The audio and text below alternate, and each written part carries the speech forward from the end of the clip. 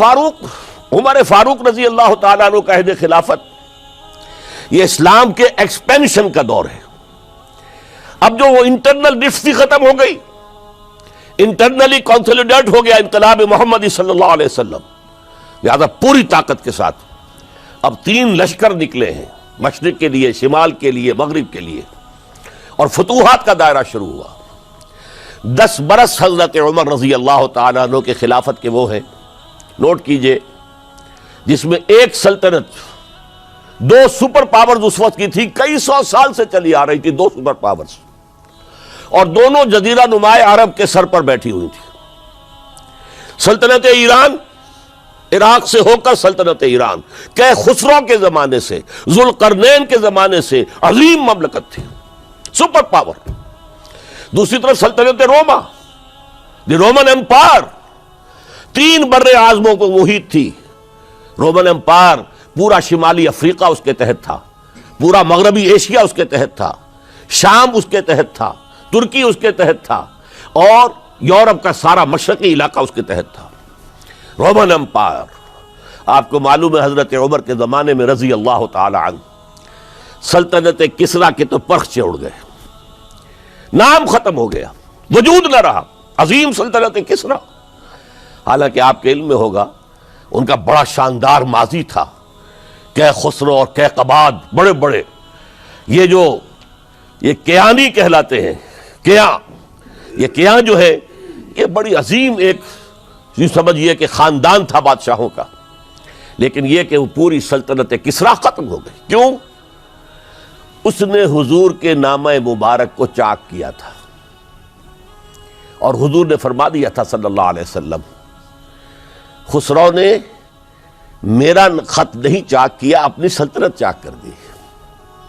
اور واقعتاً سلطنت کسریٰ جو ہے ختم ہو گئے، نام و نشان ختم ہو گیا. دوسری طرف سلطنت روما تھی، عیسائیوں کے ساتھ، چونکہ وہ تھی کرسچین، عیسائیوں کے ساتھ حضور کے زمانے میں کوئی براہ راست تصادم نہیں ہوا تھا. سارا تصادم ہوا تھا یا مشرکین عرب سے اور یا یہودیوں سے. عیسائی جو ہے عربین پیننسولا میں تھے ہی نہیں، یمن کے علاقے میں کچھ تھے لیکن ان کی کوئی حیثیت نہیں تھی، لہذا کوئی کنفرنٹیشن نہیں ہوئی.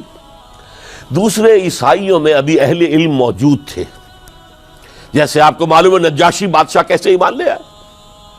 اس نے حضرت عیسیٰ کے بارے میں پوچھا، حضرت جعفر طیار رضی اللہ تعالیٰ عنہ نے سورہ مریم کی آیات پڑھ کر سنائیں، اور اس نے کہا بین ہی جو ان آیات میں تم نے پڑھا ہے، عیسیٰ کی حقیقت اس سے 3 کے برابر بھی زیادہ نہیں ہے.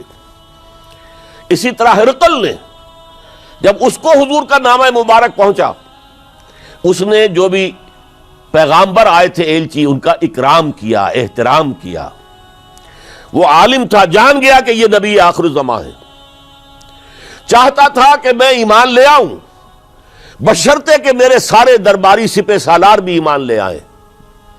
جیسے کہ سن 300 عیسوی میں پوری رومن امپائر نے عیسائیت اختیار کی تھی، اس سے پہلے وہ بت پرست تھے. 300 عیسوی میں سلطنت روما کا جو ایمپرر تھا وہ ایمان لے آیا حضرت عیسیٰ پر. اس وقت تک ظاہر بات ہے اسلام حضرت عیسیٰ کا دین تھا، حضور تو ابھی آئے نہیں، حضور کے آنے میں تو ابھی 300 برس باقی ہیں. وہ عیسائی ہو گیا، پوری مملکت عیسائی ہو گئی، تو وہ نظام جو تھا حکومت کا برقرار رہا، انٹیکٹ رہا. ہرقل یہ چاہتا تھا کہ اسی طرح میری پوری سلطنت ایمان لے آئے تو میری حکومت برقرار رہے. لیکن یہ کہ اس کے جو درباری تھے اور اس کے بڑے بڑے جو سپہ سالار اور جرنیل تھے، انہوں نے ریجیکٹ کر دیا، اور یہ بادشاہت کی بیڑی اس کے پاؤں میں پڑی رہ گئی. ایمان تو نہیں لایا لیکن پہچان گیا تھا حضور کو صلی اللہ علیہ وسلم.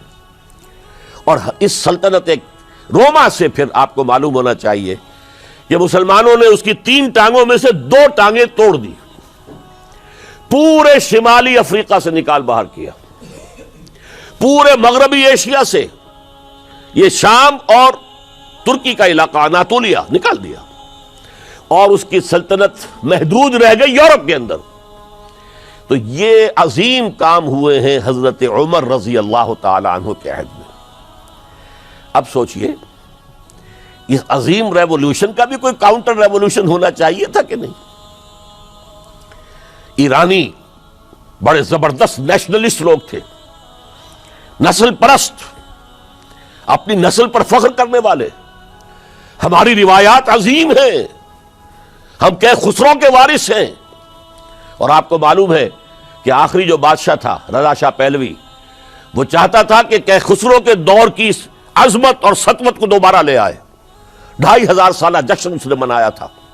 وہ چاہتا تھا وہی شان میری ہو جائے جو خسرو کی تھی.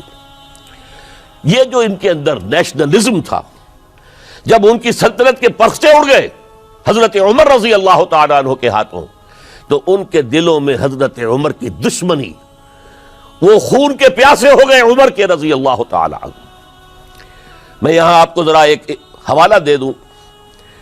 فردوسی نے جو شاہ نامہ لکھا، حالانکہ وہ مسلمان تھے لیکن چونکہ پرانے ایرانی ذہن کی عکاسی کر رہے تھے، تو انہوں نے جب کہ عرب فوجیں آئی ہیں تو اس نے ایران کا جو اپنے اوپر فخر تھا اس کی ترجمانی کرتے ہوئے لکھا ہے: زشیر شتر خوردن و سوسمار عرب را بجائیست آیت قرار کہ تختے کیا را کنند آرزو تفو برتو ہے چرخ کرداں تفو.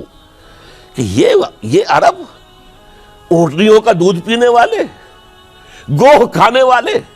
یہ گوہ ایک بڑی سی چھپکلی کا جیسا جانور ہوتا ہے جو صحرا کے اندر ہوتا ہے، اور وہ اپنا ایک گھر بنا کر رہتا ہے، اسے کھاتے تھے.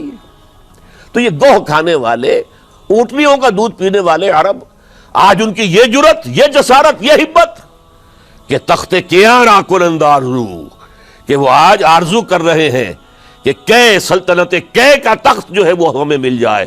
تفو برتو ہے چرخ گرداں تفو، تف ہے تجھ پر اے گردش کرنے والے آسمان، تف ہے تجھ پر.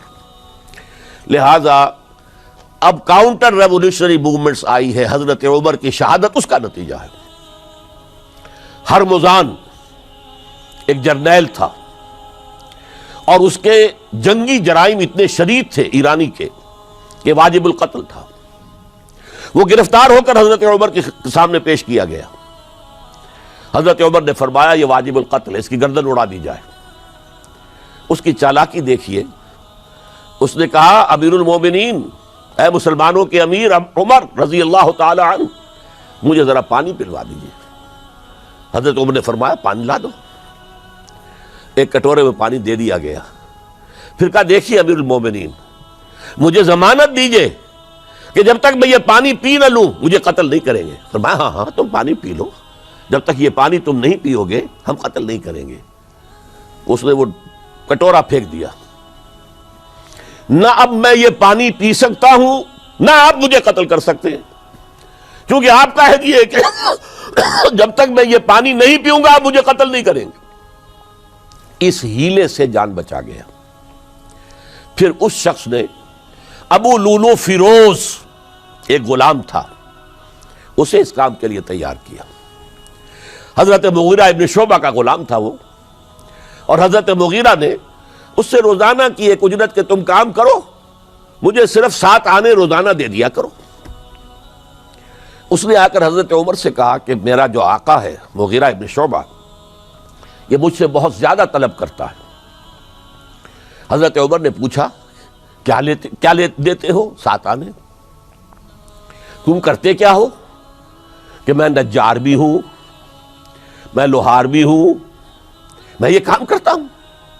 فرمایا اتنے پیشوں کا جاننے والا اس کے لیے یہ روزانہ کا ٹیکس یہ زیادہ نہیں ہے، یہ تمہیں دینا چاہیے.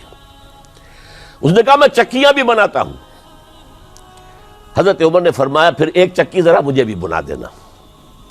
کہنے لگا آپ کے لیے تو میں ایسی چکی بناؤں گا کہ جس کی آواز دنیا بھر میں جائے گی. وہ شخص ہے اور ہرمزان کی سازش کے تحت وہ ایرانی جسے بعد میں ایرانیوں نے کیا کہا، جس نے قتل کیا حضرت عمر فاروق کو، حضرت ابو لولو فیروز. آج بھی ایران میں اس کی قبر کی تفسیریں بکتی ہیں بازار کے اندر. حضرت ابو لولو فیروز وہ آیا ہے مسجد نبوی میں، اور آ کر اس نے جبکہ حضرت عمر رضی اللہ تعالیٰ عنہ امامت فرما رہے حملہ کیا، 5-6 وار خنجر کے کیے. حضرت عمر رضی اللہ تعالیٰ شدید مجروح ہو گئے. یہ انتقام تھا جو عجم نے وہ سلطنت کے جس کے ٹکڑے ختم ہو گئے تھے، جس کا ٹکڑے کر دیے گئے تھے، اس نے انتقام لیا عالم اسلام سے. سمجھا انہوں نے یہ تھا کہ شاید یہ پوری عمارت اسی ایک ستون پر کھڑی ہے، حضرت عمر ہی کے ستون پر کھڑی ہے، اس ستون کو گرا دو گے پوری عمارت گر جائے گی. لیکن ثابت ہوا نہیں، یہ محمد کی بنائی ہوئی عمارت ہے صلی اللہ علیہ وسلم. یہ بہت قوی ہے، اس کی بنیادیں بہت مضبوط ہیں، کوئی ذرا سی تریڑ بھی نہیں آئی، ذرا سی تریڑ بھی نہیں آئی. حضرت عمر فاروق کی شہادت کے بعد حضرت عثمان رضی اللہ تعالیٰ عنہ کا دور خلافت شروع ہوا، اور جوں کا توں جو قافلہ چل رہا تھا آگے چلتا چلا گیا.